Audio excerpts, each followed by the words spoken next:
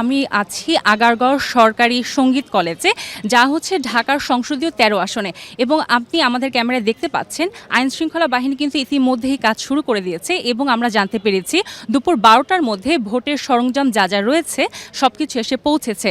এবং এখানে তথ্য অনুযায়ী, নির্বাচন কমিশনের তথ্য অনুযায়ী এবার সারা দেশব্যাপী ভোটার সংখ্যা ১২,৭৭,০০০-এর মতো এবং পুরুষ ভোটারের সংখ্যা রয়েছে ৬,৫৮,০০,০০০ এবং নারী ভোটার সংখ্যা রয়েছে ৬,২৮,০০,০০০ এবং তৃতীয় লিঙ্গ অর্থাৎ আমরা হিজড়া যাকে বলে থাকি সেই ভোটারের সংখ্যা হচ্ছে ১,২২০ জন।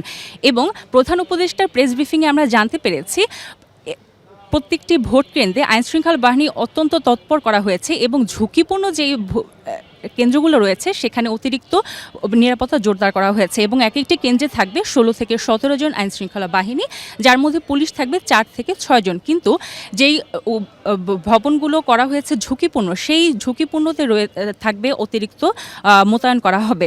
এবং আমরা জানি তো নির্বাচন কমিশনের তথ্য অনুযায়ী নারী ভোটারদের জন্য বলা হয়েছে শালীন পোশাক পরার জন্য এবং এর পাশাপাশি নেকাব পরিহিত বা বোরকা পরিহিত যারা থাকবেন তারা অবশ্যই নেকাব পোলিং এজেন্টের অনুরোধ যদি তিনি করে থাকেন পরিচয় শনাক্তের জন্য তাকে তা খুলতে হতে পারে, শুধুমাত্র পরিচয় শনাক্তের জন্য। এবং আগামীকালকে ভোট শুরু হবে, আমরা সবাই অবগত আছি, সকাল 7:30 থেকে 4:30 পর্যন্ত।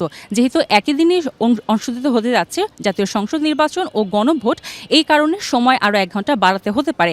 এবং আপনার মাধ্যমে আমরা একটু জানিয়ে দিতে চাই, এবং আমরা এই ভোট কেন্দ্রে দেখছি আইনশৃঙ্খলা বাহিনী তৎপর রয়েছে এবং প্রধান উপদেষ্টার বক্তব্য অনুযায়ী পরিবারের বর্গকে নিয়ে ভোট কেন্দ্রে আপনার নির্বিঘ্নে যেতে পারেন, কারণ প্রতিটি দেশে প্রতিটি ভোট কেন্দ্রে অর্থাৎ ৪২,৯৯৭ যে ভোট কেন্দ্র আছে আইনশৃঙ্খলা বাহিনী সব জায়গায় মোতায়েন রয়েছে এবং তৎপরতা রয়েছে এবং নির্বিঘ্নে আমরা যেন ভোট দিতে পারি সেই ব্যবস্থা করা হয়েছে।